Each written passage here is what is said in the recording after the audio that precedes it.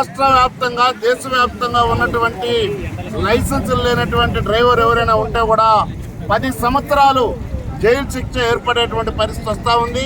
అంటే పెనాల్టీ ఉండదు, డైరెక్ట్గా ఓనర్ కమ్ డ్రైవర్ని ఇద్దరిని కూడా 10 సంవత్సరాలు జైలు శిక్షని అనుభవించేటువంటి పద్ధతుల్లో ఉన్నది.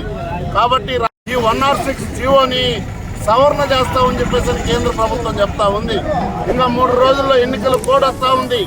ఈ ఎన్నికల కోడ్లో ఇంకేం సవరణ చేస్తారని చెప్పేసి మేము అడుగుతా ఉన్నాం. కాబట్టి ఈ ట్రాన్స్పోర్ట్ రవాణా రంగంలో పనిచేసేటువంటి కార్మికులందరూ కూడా ఏకమై ఈ ట్రాన్స్పోర్ట్ రవాణా రంగంలో ఉండేటువంటి కార్మికులు కేంద్రంలో ఉన్నటువంటి బీజేపీని ఈ రాష్ట్ర ప్రభుత్వాలను వాడుకట్టడానికి కూడా సిద్ధంగా ఉన్నారు.